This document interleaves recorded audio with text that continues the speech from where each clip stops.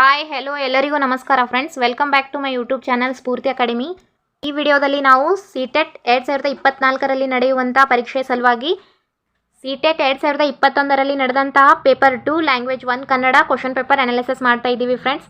ಕನ್ನಡ ಪ್ರಶ್ನೆ ಪತ್ರಿಕೆಗೆ ಸಂಬಂಧಿಸಿದಂತೆ ಸಿಟೆಟ್ ಪರೀಕ್ಷೆಯಲ್ಲಿ ಲ್ಯಾಂಗ್ವೇಜ್ ಕೋಡ್ 7 ಆಗಿರುತ್ತದೆ ಹಾಗೂ ಪ್ರಶ್ನೆ ಪತ್ರಿಕೆ ಕೋಡ್ M ನೋಡ್ಕೊಳ್ಬಹುದು. ನಮಗೆ ಮುಂಬರುವಂಥ ಸಿಟೆಟ್ ಎಕ್ಸಾಮ್ಗೆ ಸಂಬಂಧಿಸಿದಂತೆ ಪ್ರೀವಿಯಸ್ ಇಯರಲ್ಲಿ ಯಾವ ರೀತಿಯಾಗಿ ಕ್ವಶನ್ಸ್ ಬಂದಿದ್ದು ಅಂತ ನಾವು ತಿಳ್ಕೊಬೇಕು ಅಂತಂದರೆ ನಾವು previous year question paper analysis ನೋಡ್ಕೊಳ್ಳೇಬೇಕು ಫ್ರೆಂಡ್ಸ್. ನಮಗೆ ಪ್ರೀವಿಯಸ್ ಇಯರಲ್ಲಿ ಯಾವ ರೀತಿಯಾಗಿ ಇನ್ಸ್ಟ್ರಕ್ಷನ್ಸ್ಗಳು ಕೊಟ್ಟಿದ್ರು ಅಂತ ನಾವು ನೋಡ್ಕೊಳ್ಳೋಣ. ಕನ್ನಡ ವಿಷಯಕ್ಕೆ ಸಂಬಂಧಿಸಿದಂತೆ ಲ್ಯಾಂಗ್ವೇಜ್ 1 ಅಂತ ನಾವು ಸೆಲೆಕ್ಟ್ ಮಾಡ್ಕೊಂಡಿದ್ರೆ ಸಿಟೆಟಲ್ಲಿ ಭಾಗ 4ರಲ್ಲಿ ಲ್ಯಾಂಗ್ವೇಜ್ 1 ಕನ್ನಡ ಅಂತ ಮೆನ್ಷನ್ ಮಾಡಿರುತ್ತದೆ ಫ್ರೆಂಡ್ಸ್. ಲ್ಯಾಂಗ್ವೇಜ್ 1 ಕನ್ನಡ ನಾವು ಚಾಯ್ಸ್ ಮಾಡ್ಕೊಂಡಿದ್ರೆ 91 to 120ವರೆಗೂ ಇರುವಂಥ ಕ್ವಶನ್ಸ್ಗಳನ್ನು ನಾವು ಬಿಡಿಸಬೇಕು. ಲ್ಯಾಂಗ್ವೇಜ್ 2 ಕನ್ನಡ ಅಂತ ನಾವು ಸಿಟೆಟಲ್ಲಿ ಸೆಲೆಕ್ಟ್ ಮಾಡ್ಕೊಂಡಿದ್ರೆ 121ನೇ ಪ್ರಶ್ನೆಯಿಂದ ಹಿಡಿದು 150ನೇ ಪ್ರಶ್ನೆಗಳವರೆಗೆ ನಾವು ಬಿಡಿಸಬೇಕಾಗಿರುತ್ತದೆ. ಈ ಎಲ್ಲ ಇನ್ಸ್ಟ್ರಕ್ಷನ್ಸ್ಗಳು ನೀವು ನೋಡ್ಕೊಳ್ಬೇಕು ಯಾವ ರೀತಿಯಾಗಿ ಕ್ವಶನ್ ಪೇಪರ್ ಇರುತ್ತದೆ ಅಂತ. ಹೌದು, ಕನ್ನಡವನ್ನು ಭಾಷೆ ಒಂದನ್ನಾಗಿ ನೀವು ಆರಿಸಿಕೊಂಡಿದ್ರೆ ಭಾಗ 4ರಲ್ಲಿರುವ ಪ್ರಶ್ನೆಗಳನ್ನು 91 to 120ವರೆಗೂ ಕ್ವಶನ್ಸ್ಗಳು ಬಿಡಿಸಬೇಕು. ಕರ್ನಾಟಕ TET ಎಕ್ಸಾಮಲ್ಲೂ ಕೂಡ ಒಂದು ಪ್ಯಾಸೇಜನ್ನು ಕೊಟ್ಟಿರ್ತಾರೆ ಫ್ರೆಂಡ್ಸ್. ಆ ಪ್ಯಾಸೇಜ್ಗೆ ಸಂಬಂಧಿಸಿದಂಥ ಕ್ವಶನ್ಸ್ಗಳು ನಾವು ಬಿಡಿಸಬೇಕಾಗಿರುತ್ತದೆ.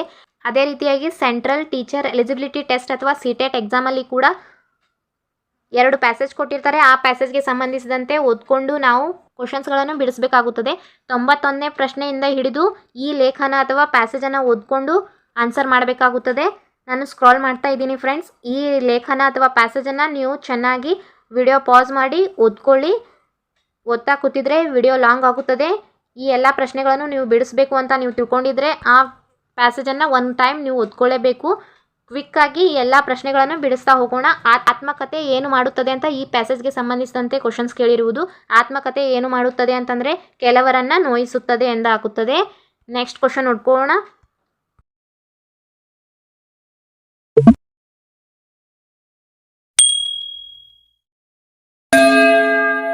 ಅಲಗು ಹೊಂದಿದ ಖಡ್ಗದ ಮೇಲೆ ನಡೆದಂತೆ ಅಂದರೆ ಇದಕ್ಕೆ ಸರಿಯಾದಂಥ ಉತ್ತರ ಅಂತಂದರೆ ಎಚ್ಚರಿಕೆಯ ನಡಿಗೆ.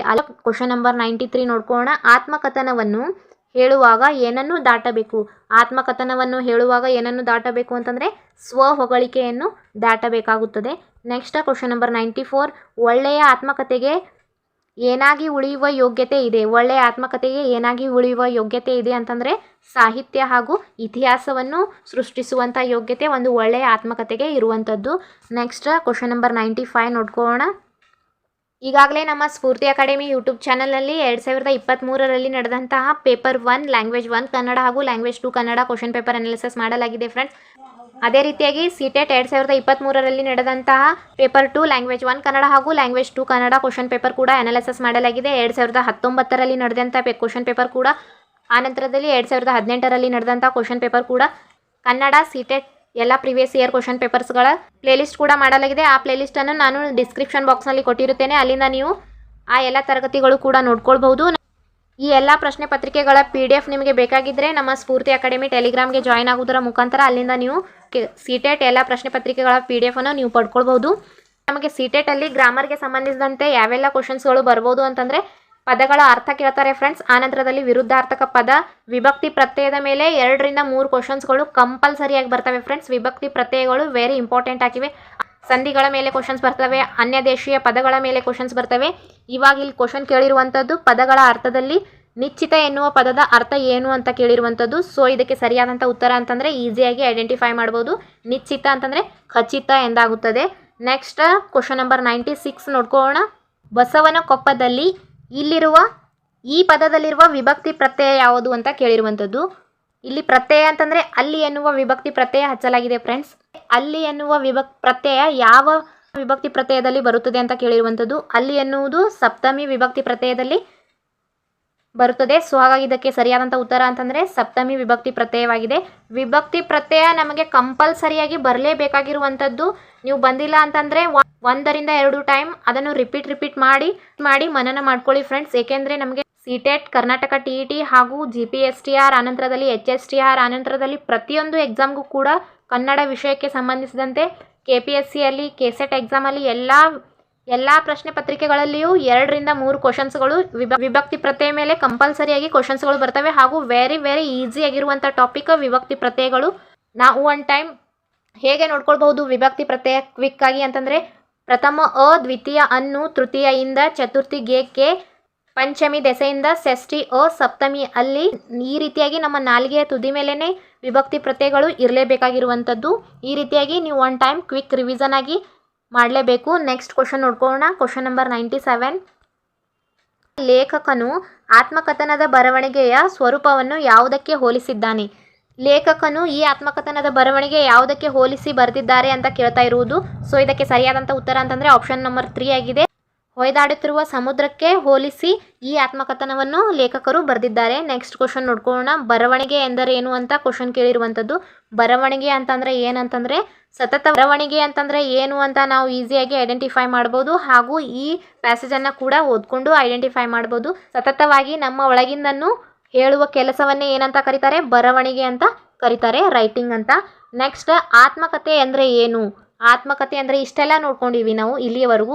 ಆತ್ಮಕಥೆ ಏನು ಅಂತ ನಾವು ತಿಳ್ಕೊಬೇಕು ಅಂತಂದರೆ ನಮ್ಮನ್ನು ಒಳಗಿನಿಂದ ಬಿಚ್ಚಿಡುವ ವಿಧಾನವನ್ನೇ ಏನಂತ ಕರೀತಾರೆ? ಆತ್ಮಕಥೆ ಅಂತ ಕರೀತಾರೆ. ನಮ್ಮ ಕುರಿತಂತೆ ನಾವೇ ಹೇಳಿಕೊಳ್ಳುವುದನ್ನು ಆತ್ಮಕಥೆ ಅಂತ ಹೇಳ್ಬೋದು.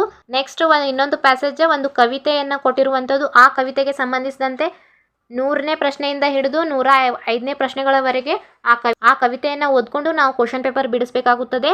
ಹಾಗಾದರೆ ಈ ಕವಿತೆಯನ್ನು ನೀವು ನೋಡ್ಕೊಳ್ಳಿ. ಒಂದು ಪದ್ಯ ಕೊಟ್ಟಿರುವಂಥದ್ದು. ಈ ಪದ್ಯಕ್ಕೆ ಸಂಬಂಧಿಸಿದಂತೆ ನೆಕ್ಸ್ಟ್ ಕ್ವಶನ್ಸ್ಗಳು ಇರ್ತವೆ.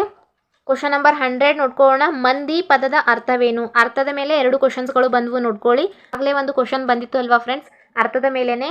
ಈಗ ಇನ್ನೊಂದು ಕ್ವಶನ್ ಬಂತು, ನೋಡ್ಕೊಳ್ಳಿ. ಪದಗಳ ಅರ್ಥ ವೆರಿ ಇಂಪಾರ್ಟೆಂಟ್ ಆಗಿರುವಂಥವು. ಮಂದಿ ಎನ್ನುವ ಪದದ ಅರ್ಥ ಜನ ಎಂದಾಗುತ್ತದೆ. ನೆಕ್ಸ್ಟ್ 101 ಕ್ವಶನ್ ನೋಡ್ಕೊಳ್ಳೋಣ. ಗೊರಟಕ್ಕೆ ಎನ್ನುವ ಪದದಲ್ಲಿರುವ ವಿಭಕ್ತಿ ಪ್ರತ್ಯಯ ಯಾವುದು ಅಂತ ಕೇಳಿರುವಂಥದ್ದು. ಆಗಲೇ ವಿಭಕ್ತಿ ಪ್ರತ್ಯಯಗಳು ಕ್ವಿಕ್ಕಾಗಿ ರಿವಿಷನ್ ಕೂಡ ಮಾಡಿದ್ದೀವಿ ಫ್ರೆಂಡ್ಸ್. ಈ ಪ್ರಶ್ನೆಗೆ ಸಂಬಂಧಿಸಿದಂತೆ ನೀವೇ ಉತ್ತರವನ್ನು ನನಗೆ ಕಮೆಂಟ್ ಮಾಡಿ ತಿಳಿಸಬೇಕು.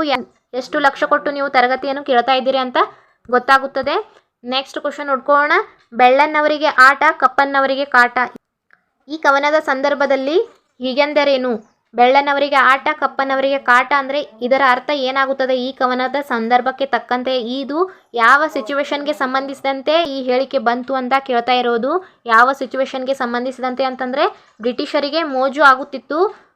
ಆನಂತರದಲ್ಲಿ ಭಾರತೀಯರಿಗೆ ಗೋಳು ಅಂತಂದರೆ ಕಷ್ಟ ಆಗುವಂಥದ್ದು. ಭಾರತೀಯರಿಗೆ ಕಷ್ಟ ಕೊಡುವಂತಹ ಕೆಲಸಗಳು ಬ್ರಿಟಿಷರು ಮಾಡ್ತಾ ಇದ್ದಿದ್ರು. ಆದರೆ ಅವರಿಗೆ ಒಂದು ಮಜಾಕ್ ರೀತಿಯಲ್ಲಿ ತಿಳ್ಕೊಳ್ತಾ ಇದ್ರು. ಬ್ರಿಟಿಷರಿಗೆ ಬೆಳ್ಳನವರಿಗೆ ಆಟ ಆಡಿದಂತೆ ಆಗುತ್ತಿತ್ತು, ಆದರೆ ಭಾರತೀಯರಿಗೆ ಗೋಳು ಅಥವಾ ಕಷ್ಟ ಕೊಟ್ಟಿದಂತೆ ಆಗುತ್ತಿತ್ತು. ಸೊ ಹಾಗಾಗಿ ಆ ಸಿಚುವೇಶನ್ಗೆ ಸಂಬಂಧಿಸಿದಂತೆ ಆ ವಾಕ್ಯ ಬಂದಿದೆ. ನೆಕ್ಸ್ಟ್ 103 ಕ್ವಶನ್ ನೋಡ್ಕೊಳ್ಳೋಣ. ಈ ಕವನದಲ್ಲಿ ಕೊನೆಗೆ ಬರುವ ಮುದುಕ ಯಾರು? ನೆಕ್ಸ್ಟ್ ಈ ಕವನ ಓದ್ಕೊಂಡಿದ್ದ ನಂತರ ಲಾಸ್ಟ್ಗೆ ಬರುವಂತಹ ಒಬ್ಬ ವೃದ್ಧ ವ್ಯಕ್ತಿ ಯಾರು ಅಂತ ಕೇಳಿರುವಂಥದ್ದು. ಸೊ ಹಾಗಾಗಿ ಇದಕ್ಕೆ ಸರಿಯಾದಂಥ ಉತ್ತರ ಅಂತಂದರೆ ಮಹಾತ್ಮ ಗಾಂಧೀಜಿಯವರು ಈ ಕವನದ ಕೊನೆಗೆ ಬರುವಂಥವರು. ನೆಕ್ಸ್ಟ್ 104 ಕ್ವಶನ್ ನೋಡ್ಕೊಳ್ಳೋಣ. ಮೆದುಳಿಗೆ ಏನಾಗಿದೆ? ಈ ಕವನವನ್ನು ಓದ್ಕೊಂಡಿದ ನಂತರ ಮೆದುಳಿಗೆ ಏನಾಗಿದೆ ಅಂತ ಕ್ವಶನ್ ಕೇಳಿದ ನಂತರ ಇದಕ್ಕೆ ಸರಿಯಾದಂಥ ಉತ್ತರ ಅಂತಂದರೆ 0ಯ ಲಾಭವಾಗಿದೆ ಎನ್ನುವುದು ಇದಕ್ಕೆ ಸರಿಯಾದಂಥ ಉತ್ತರವಾಗುತ್ತದೆ. ನೆಕ್ಸ್ಟ್ 105 ಕ್ವಶನ್ ನೋಡ್ಕೊಳ್ಳಿ. ದುಂಡು ದುಂಡು ಅಂದರೆ ಏನು? ದುಂಡು ದುಂಡು ಎನ್ನುವ ಪದದ ಅರ್ಥ ಅಂದರೆ ಏನು ಅಂತ ಕೇಳಿರುವಂಥದ್ದು. ದುಂಡು ದುಂಡು ಅಂತಂದರೆ ತಿಂದು ಕೊಬ್ಬಿರುವುದಕ್ಕೆ ಏನಂತ ಕರೀತಾರೆ? ದುಂಡು ದುಂಡು ಅಂತ ಕರೀತಾರೆ. ನೆಕ್ಸ್ಟ್ ಪ್ರಶ್ನೆಗಳು 106ನೇ ಪ್ರಶ್ನೆಯಿಂದ ಹಿಡಿದು 120ನೇ ಪ್ರಶ್ನೆಗಳವರೆಗೂ ಕನ್ನಡ ಬೋಧನಾಶಾಸ್ತ್ರಕ್ಕೆ ಸಂಬಂಧಿಸಿದಂಥ ಕ್ವಶನ್ಸ್ಗಳು ಇದ್ದಾವೆ ಫ್ರೆಂಡ್ಸ್. ಈ ತರಗತಿಯಿಂದ ನಿಮಗೆ ಹೆಲ್ಪ್ ಆಗಿದೆ ಅಂತ ತಿಳ್ಕೊಂಡಿದ್ರೆ ನೀವು ಒಂದು ತಪ್ಪದೇ ಲೈಕ್ ಮಾಡೋದನ್ನು ಮರಿಬೇಡಿ. ನಿಮ್ಮ ಎಲ್ಲ ಫ್ರೆಂಡ್ಸ್ಗಳಿಗೂ ಕೂಡ ಶೇರ್ ಮಾಡಿ, ತಪ್ಪದೇ ಸಬ್ಸ್ಕ್ರೈಬ್ ಮಾಡ್ಕೊಳ್ಳಿ. Thanks for watching video. Thank you.